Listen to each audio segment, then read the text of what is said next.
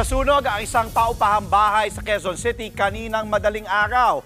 Mula po sa Quezon City, nasa linya ng telepono si News 5 correspondent Hannibal Talete. Hani, may nasawi raw sa sunog dyan. Andre, nasunog ang tatlong palapag na paupahang bahay rito sa may 19 de Agosto Street sa barangay San Isidro, Quezon City. Sa kasamaang palad, dalawa ang nasawi sa sunog. Makikita sa video na ito na kung paano nilamon ng nagnangalit na apoy ang paupahang bahay kaninang alas 2 ng madaling araw. Kwento ng isang residente, ginising siya ng kanyang bayaw dahil nasusunog na ang kanilang bahay.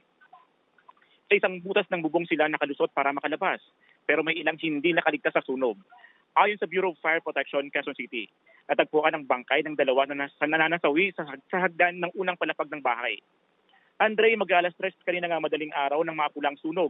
Ayon sa BFP, may tatlo pa umanong hinahanap. Hinihintay na lang ngayon ang paglabas ng labi ng dalawang biktima. Andre? Nag-uulat mula sa Quezon City. Maraming salamat, Hannibal Talete. Mga kapatid, Chiki Roa Puno po. Simulan ang inyong araw na puno ng impormasyong kapaki-pakinabang. Sama na sa isang makabuluhang umaga. Tumutok at mag-subscribe sa social media pages ng News 5.